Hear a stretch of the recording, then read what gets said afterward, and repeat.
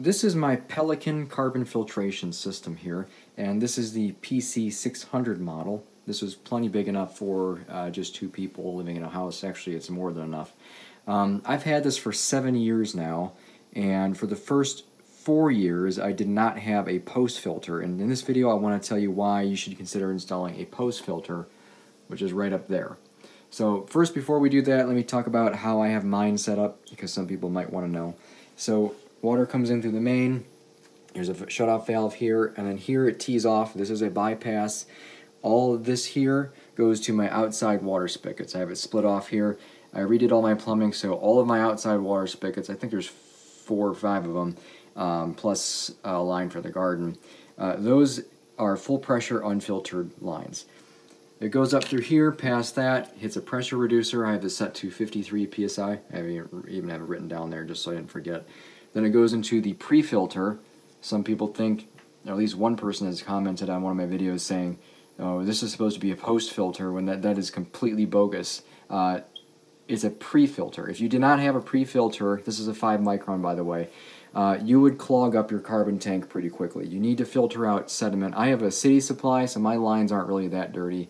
But when I change the filter after 9 months, 6 to 9 months, it's pretty dirty. I don't really notice much pressure reduction or anything after that point, but it's good to replace it anyways. That's the recommendation. Anyway, when the water comes in here, since I do have city water, this is chlorinated water, so it's not really a problem if you wait too long to change it, because you're not going to get bacteria growth in there with the chlorine in the water. Now, if you had well water or it wasn't chlorinated, you want to make sure that you change this on time. Otherwise, you could have bacteria growth in there over time.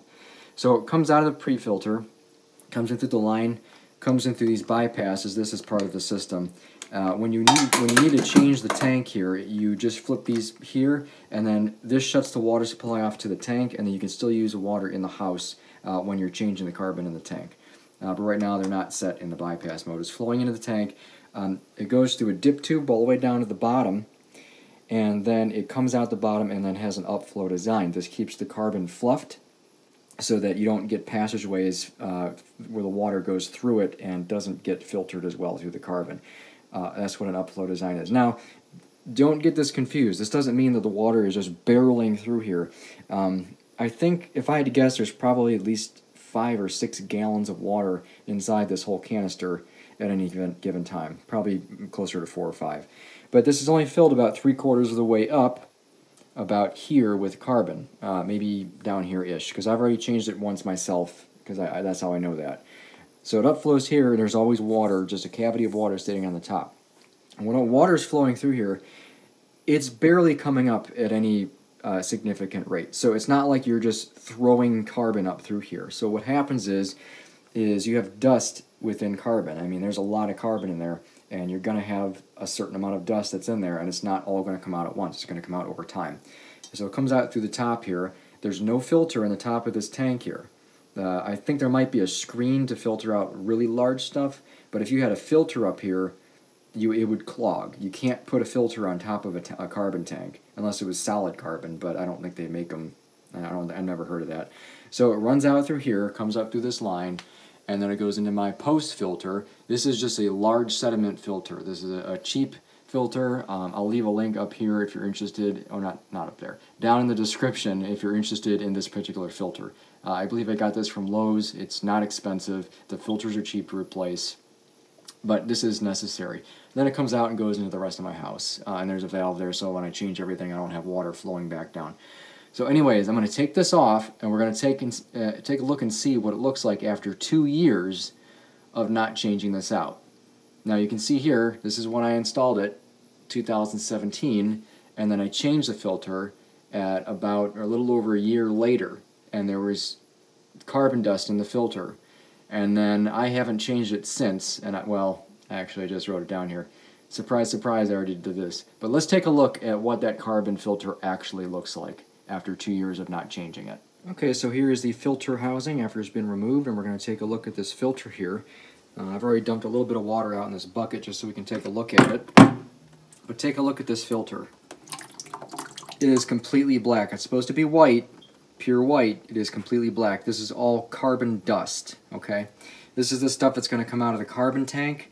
If you did not have a post filter, this carbon dust, while in most cases it's not really going to harm you or harm most of your plumbing, anything like the aerators on your faucet that has really, really tiny holes, this can tend to clog it up. The carbon dust is fine enough, and the holes are small enough in there that it could clog it up. And this happened to me a couple times over the years.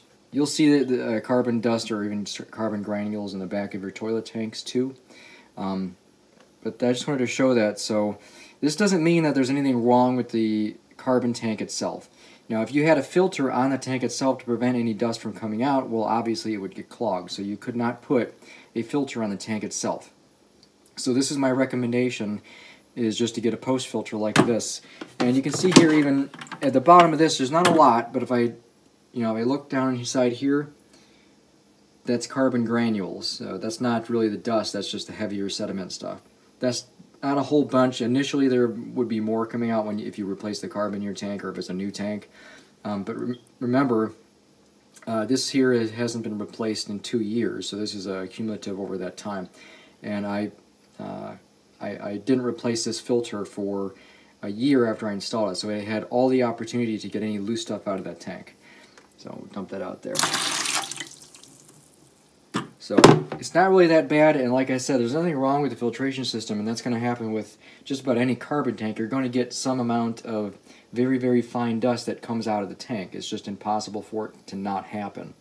So my recommendation, again, get a post filter for your carbon filtration system, no matter what kind you have, and it should definitely help out.